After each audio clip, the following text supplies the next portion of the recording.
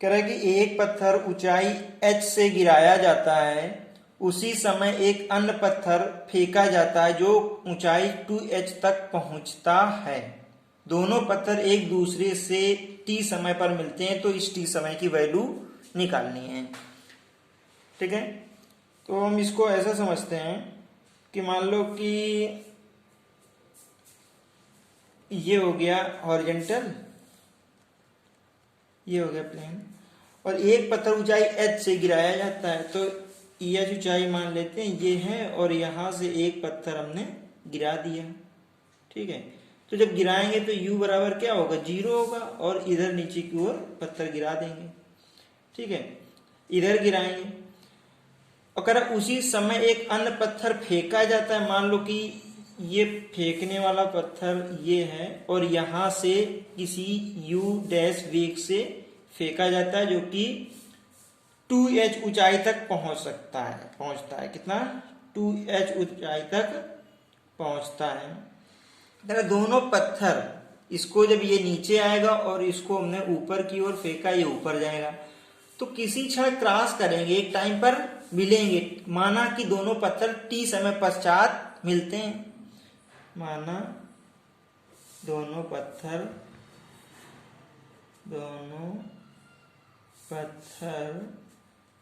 t समय पश्चात मिलते हैं t समय पश्चात मिलते हैं। तो ये t समय की वैल्यू निकालनी, तो ये पहला जो पत्थर होगा ये t समय में मान लो कि इतनी दूरी इसने ये तय कर ली होगी। ठीक है, ये t समय में यहाँ पे आ गया होगा, कितने t टाइम में कुछ डिस्टेंस, मान लो s1 दूरी तय कर ली होगी इसने, कितनी s1 दूरी तय कर ली होगी इसने, या h1 मान लेते हैं, h1 ये कितनी है, h1। ठीक, और ये पत्थर जो हमने फेंका है ये भी जाएगा, ये ऊपर की ओर जाएगा।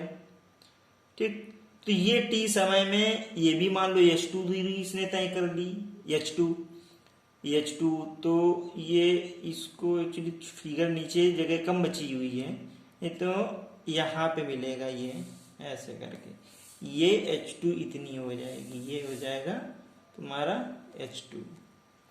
ठीक है, ये h2 दूरी इसने उतने t समय में तय की, इसने t समय में h1 दूरी आ गया, और ये t समय में ये h2 दूरी जा गया। ठीक, तो कहना है कि ये t की वैल्यू निकालनी है। ठीक है, तो पहले हम पहले पत्थर के लिए देखते हैं, तो इसकी पहले पत्थर के लिए फार्मूला हो जाएगा h बराबर ut प्लस का हाफ gt स्क्वायर से अगर लगाएंगे तो h1 इसकी पूरी गति के लिए हमने अप्लाई करते हैं, तो इसके द्वारा h1 आ जाएगा, ये h1 बराबर u की वैल्यू 0 हो जाएगी, 0 इंटू t प्लस का 1/2 g और t स्क्वायर। ठीक, तो ये आ जाएगा h1 बराबर half gt square, 1/2 gt square, ये h1 की वैल्यू आ गई। अब हम आगे जैसा देखेंगे उस हिसाब से इसको सॉल्व कर लेंगे। h1 बराबर हाफ gt स्क्वायर। अब दूसरे पत्थर के लिए देखें तो दूसरा पत्थर 2h ऊंचाई तक पहुंचता है, इसके ऊपर क्यों नहीं पूछा, क्योंकि यहां पे इसका अंतिम वेग 0 हो गया होगा।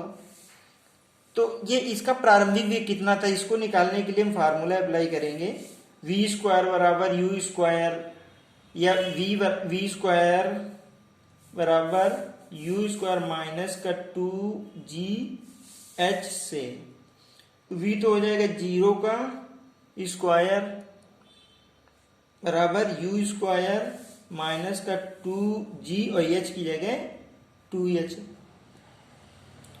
तो ये u स्क्वायर बराबर कितना हो जाएगा 4gh, u स्क्वायर बराबर हो जाएगा 4gh, u बराबर हो जाएगा 2√gh, 2√gh। u की वैल्यू 2√gh, यहां से हम u की वैल्यू ये निकाल लेंगे। अब क्या करना है हमको कि ये u की वैल्यू तो 2√gh हमने निकाल ली, u की वैल्यू निकाल लेंगे। अब इसमें से h1 बराबर हाफ GT² है ना। कुल चली गई दूरी देखा जाए तो कितनी हो जाएगी दोनों के द्वारा, h हो जाएगी, क्योंकि ये h1 t समय में चली गई कुल दूरी, तो h हो जाएगी, क्योंकि ये h1 है और ये इधर से h2 चल रहा है। तो ये देखा जाए तो पूरी तो ये h दी थी, पूरी क्या दी थी, पूरी h दिया है। अगर एक पत्थर ऊंचाई h से फेंका जाता है, ये पूरी की डिस्टेंस ये कितनी है, ये h, ये हाइट जो है ये h है, तो कुल चली दूरी क्या है, ये h है। अब ये जो दूसरा पत्थर है ये t समय में कितनी दूरी चलेगा, दूसरे पत्थर द्वारा t समय में चली गई दूरी h बराबर ut माइनस का हाफ GT² लगाएंगे। तो ये मान लो h2 दूरी चलता है, तो h2 बराबर h बराबर ut, u हो जाएगा ये u डैश उसको मान लेते हैं, u हो जाएगा, चलो u, h बराबर ut माइनस का 1/2 GT², ठीक है, h बराबर ut माइनस 1/2 GT²। अब देखा जाए तो ये 1/2 GT² समीकरण 1 से 1/2 GT² इसकी जगह h1 रख सकते हैं, 1/2 GT² की जगह h1 रख देंगे। ये हो जाएगा तुम्हारा h2 बराबर ut माइनस का h1, ये हो जाएगा h1 plus h2, h1 plus h2 बराबर ut, और h1 प्लस h2, h1 ये h1 और h2 दोनों जोड़ेंगे तो h के बराबर आ जाएगी। यहाँ पे आ जाएगा क्या, h बराबर ut, h बराबर ut आ जाएगा। हमें क्या निकालना है, t, t के बाद गुजरेंगे जो कि बराबर किसके बराबर है, t बराबर h अपान u आ जाएगा। क्या आ जाएगा, इस जगह सॉल्व कर लेते हैं, t बराबर h अपान u, तो ये आ जाएगा t बराबर h की वैल्यू तो हमें h ही है और u की वैल्यू हम निकाल चुके हैं 2√gh, कितना हो जाएगा 2√gh, ठीक है, 2√gh। अब इसको सॉल्व करेंगे तो इसको h² करके अंडर रूट लगा सकते हैं हम, तो ये आ जाएगा t बराबर अंडर रूट हम पूरे का लगा देते हैं और ये आ जाएगा h² अपान ये 1/2 बाहर रखते हैं, ठीक है, 1/2 बाहर रखते हैं तो ये आ जाएगा तुम्हारा 1/2 और ब्रैकेट में ये क्या हो जाएगा h² अपान gh, एक h से h कट जाएगा तो 1/2 आ जाएगा। t की वैल्यू हो जाएगी, यहाँ पे लिख दे रहे हैं, t बराबर आ जाएगा क्या, t बराबर 1/√h अपान 1/2 √h अपान g, बस यही आंसर हो जाएगा, ठीक है, ये आंसर आ जाएगा, t बराबर 1/2 √h अपान g। अगला प्रश्न कह रहे हैं कि गुरुत्व क्षेत्र में किसी ऊंचाई से एक गेंद विराम अवस्था से मुक्त रूप से गिरना प्रारंभ करती है, मतलब गेंद है और ये h ऊंचाई से गिरना प्रारंभ करती है, ये h ऊंचाई हो गई और यहां से मुक्त रूप से गिरती तो u बराबर 0 हो जाएगा और आधी दूरी t सेकंड में तय कर लेती है, मतलब कि ये आधी दूरी ये यहाँ पे आ गई, मान लो ये h/2 कितनी हो जाएगी, ये h/2 और ये t समय में तय कर लेती है, कितने समय में, तो शेष आधी दूरी तय करने में कितना समय लगेगा, तो शेष आधी दूरी तय करने में कितना, तो हम पहले निकालते हैं कि पूरी दूरी तय करने में कितना समय लगेगा। पूरी दूरी के लिए हम निकाल लेते हैं, तो h बराबर ut माइनस का h बराबर ut plus half GT² apply कर देते हैं, h बराबर यू टी प्लस का 1/2 जी टी स्क्वायर। h की वैल्यू h हो जाएगी और u की वैल्यू 0 इंटू, और पूरी दूरी के लिए जो समय लग रहा है कैपिटल टी मान लेते हैं, कैपिटल टी समय लगता है प्लस का 1/2 जी और कैपिटल टी का स्क्वायर। तो h बराबर हो जाएगा h बराबर 1/2 जी कैपिटल टी का स्क्वायर। तो यह आ जाएगा 2h अपान जी, 2h अपान जी, 2h अपान जी बराबर टी स्क्वायर। तो t की वैल्यू यहां से निकल आएगी। चलो ठीक है, इसको ऐसे रखते हैं, जैसा उचित लगेगा उसको आगे हम सॉल्व करेंगे। तो ये आ जाएगा, ठीक है। और आधी दूरी तय करने में कितना समय लग रहा है, स्मॉल टी, तो इसको अप्लाई करते हैं आधी दूरी के लिए। आधी दूरी के लिए लगा समय, तो h बराबर U T plus half G T square. आधी दूरी के लिए रखेंगे h/2, h बराबर यू टी, तो ये तो 0 हो जाएगा, 0 इंटू टी प्लस का हाफ जी टी स्क्वायर, जी और टी स्क्वायर। तो क्या आ जाएगा ये h/2 बराबर half G T square, 1/2 G T square, ठीक है।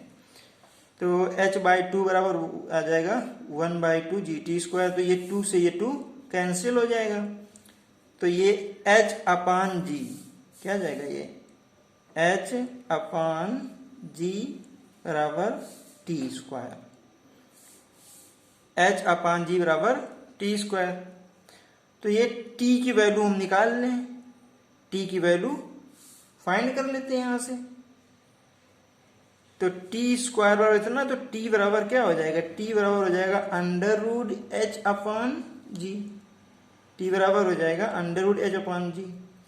अब आधी दूरी में लगने वाला समय t बराबर अंडर रूट h अपान जी है, और पूरी दूरी में लगने वाला समय t बराबर, ये यहां से निकालेंगे तो क्या आ जाएगा, t बराबर कितना हो जाएगा, अंडर रूट 2h अपान जी, 2h अपान जी। पूरी दूरी में ये समय लग रहा है ना। तो शेष आधी दूरी क्या कह रहा है, तो इसे शेष आधी दूरी तय करने में कितना समय लगेगा, तो कुल समय में से इसको क्या करें, लेस कर दें। तो शेष आधी दूरी तय करने में लगने वाला समय t डैश मान लेते हैं, क्या t डैश बराबर हो जाएगा कैपिटल T माइनस का स्मॉल t। तो ये आ जाएगा t डैश बराबर, ये हो जाएगा अंडर रूट 2h अपान जी और माइनस का अंडर रूट h अपान जी। तो t डैश कितना हो जाएगा, t डैश बराबर अंडर रूट h अपान जी कॉमन कर लेते हैं, अंडर रूट h अपान जी कॉमन कर लेते हैं। तो ब्रैकेट में क्या आ जाएगा, √2 माइनस 1, √2 माइनस 1, इतने सेकंड आ जाएगा। t डैश बराबर अंडर रूट h अपान जी और √2 माइनस 1। तो शेष आधी दूरी तय करने में ये समय लगेगा। अब इसने से दिया था मुख्य प्रश्न कर दिया, तो अब हमें क्या है कि इसमें से h की वैल्यू नहीं मालूम है ना, h की वैल्यू नहीं मालूम है, तो h की वैल्यू निकालनी पड़ेगी। h की वैल्यू निकाल करके यहां पे रख देते हैं, h की वैल्यू निकाल करके इसमें से अप्लाई कर देते हैं, तो ये आंसर हो जाएगा, ठीक है। अब इसमें से देखते हैं हम समीकरण, मान लो इसको दे देते हैं सेकंड, समीकरण सेकंड दे देते हैं, और ये इसको समीकरण नंबर हम फर्स्ट दे देते हैं। तो ये t, ये अंडर रूट h अपान जी, अंडर रूट h अपान जी की जगह क्या लिख सकते हैं हम, स्मॉल t। तो t डैश बराबर क्या आ जाएगा, t और अंडर रूट 2 माइनस 1, ठीक है। तो ये तुम्हारा आंसर हो जाएगा। अगला प्रश्न क्या कह रहे हैं, कह रहा है कि एक चिकने नत समतल पर कोई पिंड विरामावस्था से 4 सेकंड में कुछ दूरी सरकता है, तो उसकी आधी दूरी सरकने में लगा समय क्या होगा। तो नत समतल, यहाँ पे एक नया वर्ड मिला है, तो नत समतल देख लो क्या होता है कि क्षैतिज से कुछ उठा हुआ, जैसे कि क्षैतिज इस तरह से होता है और इससे कुछ कोण बनाते हुए इस तरह का ये जो समतल है ये नत समतल होता है। ठीक है, तो यहां पे मान लो कि इस जगह पे कोई पिंड रखा हुआ है ये, ठीक है, ये एक चिकने नत चिकना है यानी कि घर्षण नहीं है। नत समतल कोई पिंड विरामावस्था से यानी कि u बराबर यहाँ पे क्या था 0 था से 4 सेकंड में, कितने 4 सेकंड, 4 सेकंड में कुछ दूरी ये खिसक करके आया। ठीक है, मान लो कि 4 सेकंड में ये s दूरी आया, कितना आया s दूरी, यहां तक आ गया। 4 सेकंड में कुछ दूरी सरकता है, तो उसकी आधी दूरी सरकने में कितना समय में लगा समय क्या होगा। तो देखो कि इसमें से क्या करेंगे, ऐसे खिसक करके नीचे यहां तक आने में जो समय लगेगा, ठीक है, और या ऊपर से बिल्कुल नीचे तक आने में समय वही होगा जो सीधे ऊंचाई से ऐसे कि वर्टिकली नीचे आने में समय, ये जो समय लगेगा, यानी कि u बराबर 0 वेग से यहां तक आने में जो समय लगेगा वही चिकने नत समतल पर खिसक के आने में यहां पे समय लगेगा। तो अब इसके लिए हम क्या करते हैं कि ये 4 सेकंड तक खिसकता है, कितना खिसकता है 4 सेकंड तक खिसकता है। तो 4 सेकंड में कितना खिसक गया है, ये दूरी s की वैल्यू निकाल लें, तो s बराबर आ जाएगा, s बराबर वही लगाएंगे h बराबर ut plus half gt square से, s बराबर ut प्लस का 1/2 gt या at स्क्वायर, s बराबर ut plus half at square. ठीक है, s बराबर ut plus half at square, तो यहां से s की वैल्यू आ जाएगी कितनी, u बराबर रखेंगे 0 इंटू 4 और प्लस का 1/2 a इंटू टी स्क्वायर, यानी कि 4 का स्क्वायर कितना आ जाएगा 4 का a स्क्वायर, ये s बराबर हो जाएगा 4 चौको 16 8a यहां से आ जाएगा, s बराबर 8a, s बराबर 8a, ये दूरी निकल के आ जाएगी। अब आधी दूरी खिसकने में कितना समय लगेगा, उसकी आधी दूरी यानी कि s है तो s/2, इसकी आधी दूरी खिसकने में यहीं तक, ये मान लो s/2 हो जाती है। तो इसके लिए अगर आधी दूरी आने में कितना समय, ये आने में कितना समय लगेगा s/2, s बराबर इसके लिए भी ut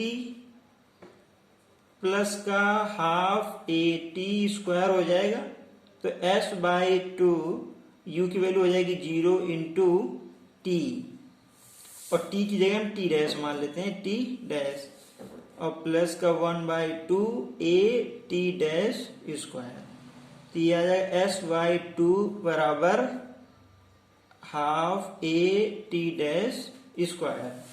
ठीक है, तो यहां से t डैश स्क्वायर की वैल्यू निकाल लेते हैं, a s/2 बराबर हाफ a और s/2, s की वैल्यू यहां पे रख दें, s बराबर 8a दिया गया है, तो 8a/2 बराबर 1/2 a t डैश स्क्वायर, ये a से a कैंसिल हो जाएगा और ये 2 से 2 कैंसिल हो जाएगा, t डैश क्या आ जाएगा, ये t डैश स्क्वायर बराबर 8, तो ये आ जाएगा तुम्हारा t डैश बराबर कितना हो जाएगा, ये t डैश बराबर √8 यानी कि 2√2 सेकेंड। तो उससे आधी दूरी खिसकने में जो लगा समय होगा वो 2√2 सेकेंड होगा। ठीक है, अगला प्रश्न कह रहा है कि एक गेंद को भवन की छत से गिराने पर गेंद को जमीन पर पहुंचने में 3 सेकंड लगते हैं। गेंद के पृथ्वी की ओर जो है, गेंद का जो है पृथ्वी की ओर त्वरण जो है 10 मीटर पर सेकंड स्क्वायर है, तो भवन की ऊंचाई क्या है, ये तो बिल्कुल इजी सा है। कि एक गेंद है और एक गेंद को भवन की छत से गिराने पर, तो जब गिराएंगे तो u बराबर तो 0 हो जाएगा, वहां पे u की वैल्यू 0। जमीन पर पहुंचने में 3 सेकंड समय, t बराबर कितना लगता है, 3 सेकंड लगते हैं। अब गेंद का पृथ्वी के नीचे त्वरण दिया गया है a या g, ठीक है, g की वैल्यू दी गई 10 मीटर पर सेकंड स्क्वायर, 10 मीटर पर सेकंड स्क्वायर है। तो भवन की ऊंचाई h, ये पूछ रहा है भवन की ऊंचाई क्या है, तो h बराबर U T plus half G T square apply कर दो, सिंपल सा, h बराबर U T plus half G T square, ठीक है। ये हो जाएगा h ही पूछ रहा है और u की वैल्यू क्या है 0 इंटू टी की वैल्यू 3 और प्लस का 1/2, जी की वैल्यू कितनी दी गई है 10 इंटू टी स्क्वायर 3 का स्क्वायर, तो h बराबर हो जाएगा 1/5 हो जाएगा और इंटू 3 3 का 9 पन्ना 45, h बराबर आ जाएगा कितना 45 मीटर, 45 मीटर, h बराबर 45 मीटर आ जाएगा, ठीक है। तो ये थे कुछ प्रश्न जो कि बहुत इजी थे। अगला चैप्टर देखते हैं नेक्स्ट क्लास में।